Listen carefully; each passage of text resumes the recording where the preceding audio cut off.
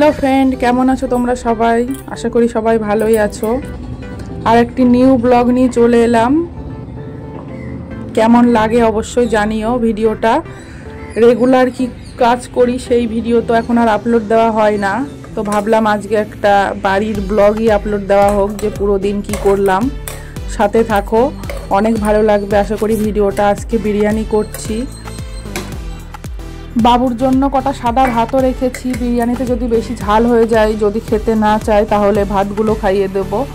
সাথে একটু চিকেন কষাও রেখেছি। বিরিয়ানিটা দম বিরিয়ানি করছি। দেখো, স্টিমে বসিয়েছি, জলের মধ্যে বিরিয়ানির গাবলাটা বসিয়ে দিয়েছি, আর চারিদিকটা আটা দিয়ে ভালো করে এঁটে দিয়েছি, যাতে ভাপটা ভেতরের থেকে না বেরোতে পারে। আর এখানে রায়তা বানিয়ে নিয়েছি। রায়তাটা আমি বানাইনি, আমার হাজব্যান্ড বানিয়েছে। আমি রায়তা ভালো বানাতে পারি না, মেন আমি রায়তা খাইও না, বানাইও না। আমার রায়তা দিয়ে বিরিয়ানি ভালোও লাগে না, আর শুধুই খাই আমি। আমার হাজব্যান্ড আবার শুকনো খেতে পারে না, ওর আবার একটু রসা রসা না হলে ওর গলা দিয়ে নাকি নামে না। ও রায়তা দিয়ে খাই, রায়তা ছাড়া ও আবার খেতে পারে না বিরিয়ানি। দেখো, বিরিয়ানিটা কিন্তু খুব টেস্ট হয়েছিল। আমি বলছি, আমার ঢাক আমি নিজেই পেটাচ্ছি, তোমরা তো আর খেতে পারোনি, কিংবা দিতে পারিনি তোমাদেরকে। খুব টেস্ট হয়েছিল। আমি কিন্তু চিকেনটা কষানোর সময় হলুদ দিইনি, যার জন্য ভাতগুলো হলুদ হয়নি। আর এখন তো সবাই বলতে হোটেলে কি করে, ফুড কালার ইউজ করে, অরেঞ্জ কালারের, গ্রিন কালারের, যার জন্য ভাতগুলো খুব সুন্দর কালার হয়। কিন্তু ফুড কালার খাওয়া ভালো না, পেটের পক্ষে অনেক ক্ষতি করে। ফুড কালার ইউজ করি না আমি কোনোদিনও, কোনো খাবারেই। বিরিয়ানির চালটা হচ্ছে মেন। যদি চালটা ঠিকঠাক নামানো না হয়, তাহলে বিরিয়ানিটাও ভালো হয় না।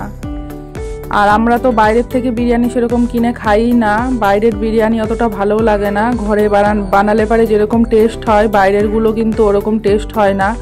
ওরা তো কালার বেশি ইউজ করে, মশলা কম দেয়। দিন পরে বিরিয়ানি করলাম, কারণ মাঝে অনেক দিন করা হয়নি। বিরিয়ানি করা অনেক ঝামেলা, মনে হয় একরকম, কিন্তু অনেক খাটনি বিরিয়ানি করতে। আগে আমি বাবুকে খাইয়ে নেব, তারপরে আমি খাবো। আমার বাবু একা একা হাত দিয়ে খেতে পারে না, ওকে খাইয়ে দিতে হয়। সাথে থেকো, পুরো ভিডিওটা দেখো কেমন লাগলো। তারপরে বিকালবেলা আমরা বেরিয়ে পড়েছিলাম একটু কিছু জিনিস নেওয়ার জন্য। চলে গিয়েছিলাম চালের দোকানে, চালের প্যাকেট নেব বলে। আমরা একবারে এক প্যাকেট চালই নিয়ে নিই, এক প্যাকেটে 26 কেজি মতো থাকে।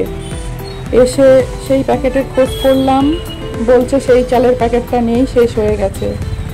তার জন্য আমি একটু দেখে নিচ্ছিলাম যে কোন চালটা ভালো আর কোন চালটা খারাপ। সব চাল কিন্তু ভালো হয় না। আর এখানকার চালগুলো কিন্তু খুব সুন্দর, হাফ বয়েল না কি বলে জানি না, মানে খুব তাড়াতাড়ি ভাত হয়ে যায়। জল ফুটলে বেশি সময় লাগে না, 5-10 মিনিটের মধ্যে ভাত হয়ে যায়, কিন্তু বেশি টাইম লাগে না ভাত হতে। দেখো, একদম ছোট ছোট চাল, আর ভাতও হয় একদম ছোট ছোট। সেই প্যাকেটটা নেই। এবার আমি কনফিউশনে পড়ে গেছি যে কোন চালটা নেওয়া যায়। তো আমাদের ওইদিকে যেমন নয়নমণি মিনিকেট চাল পাওয়া যায়, এখানে কিন্তু ওরকম পাওয়া যায় না। মানে ওই নামগুলো বললে দোকানদাররা চিনতেই পারে না যে এগুলো কি চাল। এক এক জায়গায় এক এক রকম চালের নাম। চালগুলোও অন্যরকম, আমাদের ওখানকার মতো না।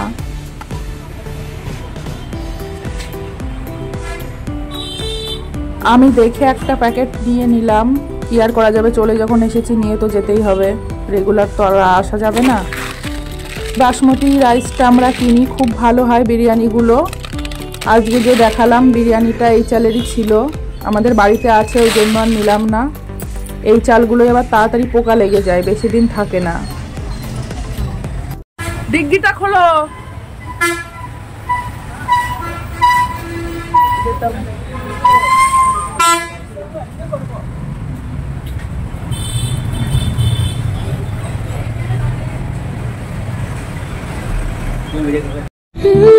ভাবে কোথায় তোমায় ডেকে বলবো যে মনের কথা,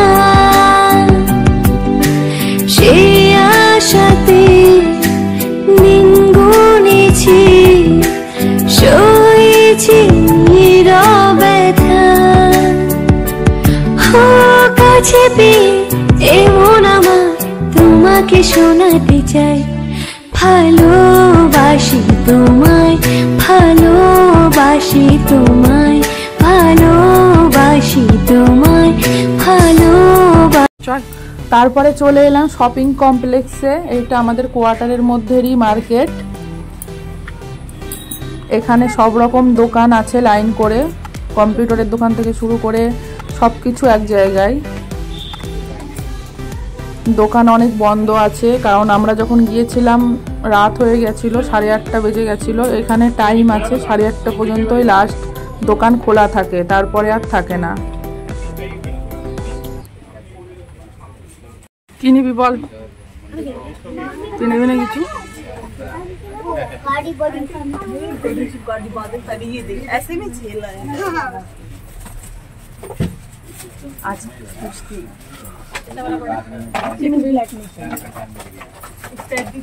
কি নিবি? কি নেবা বলো?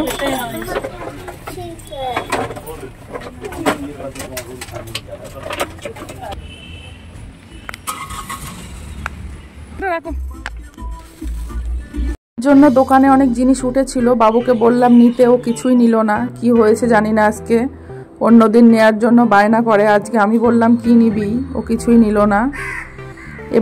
এখানেই কিন্তু আমার ভিডিও শেষ না, আরও আছে, সাথে থাকো। কেমন লাগে অবশ্যই জানিও। এরকম ডেলি ব্লগ দেবো নাকি আগে যেরকম ভিডিও দিতাম ওই রকম দেবো, একটু তোমরা জানিও। কোন ভিডিও ভালো লাগে জানিও, অবশ্যই সেই ভিডিও দেওয়ারই চেষ্টা করব আমি। যারা এখনো সাথে আছো অনেক ধন্যবাদ তোমাদের। এইভাবেই সাথে থেকো, পাশে থেকো সব সময়। আমরা যেখানে থাকি সেখানকার রাস্তা এখান থেকে শুরু হলো। আমরা তো পাহাড়ের ওপরে থাকি, পাহাড়ের নিচে নেমেছিলাম আমরা। এখান থেকে শুরু হয় রাস্তা। এখানে গেটে কিন্তু 24 ঘন্টা পাহারা দেয়। অনেক স্যালুট এদেরকে, কারণ আমাদের ভালো থাকার জন্য এরা 24 ঘন্টা এখানে পাহারা দেয়। দেখো এখান থেকে কিন্তু রাস্তাটা শুরু, এখন অনেক দূর যেতে হবে, তারপরে কিন্তু আমাদের কোয়ার্টার। পাহাড়ের একদম উপরে উঠতে হবে, তারপরে আমাদের কোয়ার্টার। পুরো রাস্তাটা একদিন ভিডিও করব বলো, যদি বলো তাহলে পুরো রাস্তাটা একদিন ভিডিও করব। এটা আমাদের কোয়ার্টারের মধ্যে চলে এসেছে। দেখো আমাদের জল শেষ হয়ে গেছিলো, আমাদের জল তো ঘরেতেই দিয়ে যায়, কিন্তু জলাওলা আসছে না, নাকি আমি ঠিক পাইনি জানি না।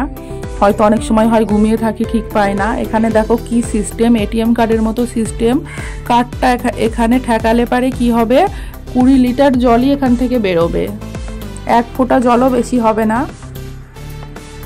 কার্ডটা রাত এটা খোলা আছে, যার যখন জল শেষ হয়ে যায় এসে নিয়ে যেতে পারবে, কোনো সমস্যা নেই। কিন্তু কার্ডটা থাকতে হবে আর কার্ডে ব্যালেন্স থাকতে হবে। আপনি আপ কিন্তু ট্যাপটা বন্ধ হয়ে যাবে, 20 লিটার জল হয়ে গেলেই বন্ধ হয়ে যাবে। কি ভালো একটা সিস্টেম, তাই না? আমার তো খুব ভালো লাগে সিস্টেমটা। আর এই সিস্টেমটা আমাদের ওখানে আমি দেখিনি, এখানেই দেখেছি।